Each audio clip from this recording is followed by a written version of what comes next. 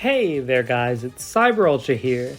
As everyone has likely already heard, the 9th generation of Pokémon games were announced in the recent Pokémon Presents in the form of Pokémon Scarlet and Pokémon Violet.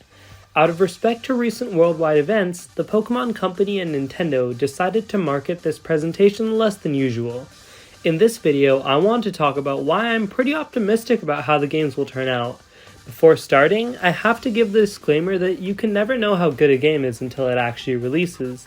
These opinions are based on what we know so far from the initial trailer, which is just a tiny snippet of what the full game is like. Let's get into it. Here's a quick summary of details we learned in the trailer. We saw that the region this time around is based off of Spain and Portugal, which I think is a great choice. It has plenty of potential for unique and interesting environments. We saw the starter Pokemon as well. Personally, I'm on Team Quaxly. I think this little thing is adorable. There are plenty of other details in the trailer, but I won't go through everything since most of it is visual. From what we've seen so far, I'm really optimistic.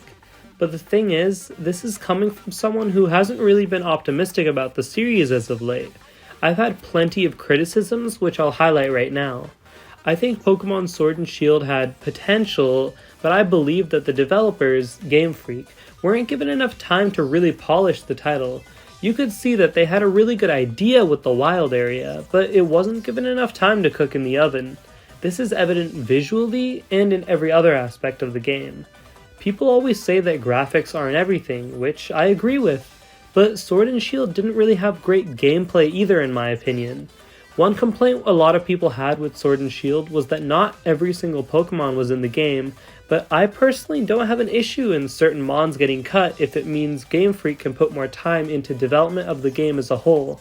It's not easy to model and animate over 1,000 creatures, and I'm fine with cutting some in favor of more time being put into the gameplay itself. I really like lots of the ideas in Sword and Shield, but so much of the gameplay felt limited. Rather than going all in on the full 360-degree camera controls and exploration, they limited that feature to just the wild area. The art style, in my opinion, was actually really pretty and the character models looked great, but you could tell that many of the textures were just rushed. And then, in terms of story, even though I understand that the plot isn't exactly something Pokemon is known for, it was disappointing to go from the excellent writing and characters in Pokemon Sun and Moon to what felt like a bland plot with boring characters in Sword and Shield. And that's not even my main complaint with the story. I actually think it had potential, but it didn't feel complete. There were times where rather than something interesting happening, a character would show up and tell you that something interesting had happened. Instead of putting the player in the situation, the player would be told about the situation. Overall, with all of these aspects added up, I had a pretty underwhelming experience with Pokemon Sword and Shield. It's fine for others to like it, but I thought it was rushed. I'm not blaming the developers for this, by the way. The Pokemon Company goes by a schedule where new merchandise lines are launched every 3 years based off of the Pokemon in a new generation, and Game Freak is required to follow the schedule. You could tell that Sword and Shield had plenty of creative ideas put into it, but simply too little time to execute it. Now, in order to explain why I'm so optimistic about Scarlet and Violet, I have to quickly go through what Game Freak has done since the release of Sword and Shield. Rather than doing a third version of Sword and Shield, which is what they used to often do with Pokemon games, they launched a couple DLC expansions throughout 2020. These ones took the concept of the wild area and took it further. They implemented a full 360-degree camera system and finally ditched the top-down style completely, which had been how Pokemon had played since its very first game. And then, the next title Game Freak worked on was the recently released Pokemon Legends Arceus, which came out 1 month ago. Some people might be wondering why I skipped Pokemon Brilliant Diamond and Shining Pearl, and that's because those titles were outsourced to a different developer. Back to Legends Arceus. After years of the mainline Pokemon franchise following the same linear formula, this game tried out many new things. Although it's not a new generation, Pokemon Legends Arceus is a completely new game that takes place in an ancient version of a region we've already visited. It has plenty of open world areas to explore and catch Pokemon. Graphically, the game isn't perfect, but I think it does a good enough job of portraying the art style it goes for. People's reception of the gameplay is very good. And now we're here, just 1 month later, talking about the newly announced Pokémon Scarlet and Pokémon Violet, which will release near the end of 2022. I spent a huge portion of this video talking about why the last generation of Pokemon disappointed me, but the reason I'm so optimistic about these games that are releasing is that Game Freak has spent the last couple years developing the ideas in Sword and Shield into fully realized concepts. Pokemon Legends Arceus was a direct result of that. A comparison is Pokemon's transition from sprites to 3D. Some of the areas in Pokemon X and Y were confusing and hard to navigate, mainly Lumiose City. But then, Pokemon Sun and Moon, the next mainline game on the 3DS, addressed those issues and created a more complete 3D world. Sword and Shield was the first generation of Pokemon on the Nintendo Switch. It brought everything to a modern console, but had a rough transition due to time constraints.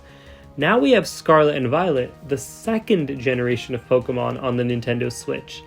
This time around, they already have a full 3D world created on the Switch, with many elements they can simply reuse with slight improvements. They don't have to spend all that time transitioning from a 240p handheld to a 1080p hybrid console because they've already done it. They're also more experienced developing for the console, having already completed 2 DLC expansions and a whole new game since the release of Sword and Shield. People have brought up the concern that it's too soon for them to be releasing a new Pokemon game since we just got Legends Arceus, and that Game Freak is rushing to complete this generation on time, just like the last one. And while it may end up being true that they could have used more time developing the game, we have to keep in mind that development for the mechanics seen in Pokemon Legends Arceus is also an important part of Scarlet and Violet. Game Freak has specifically described this game as open world. It's not like they make one project at a time.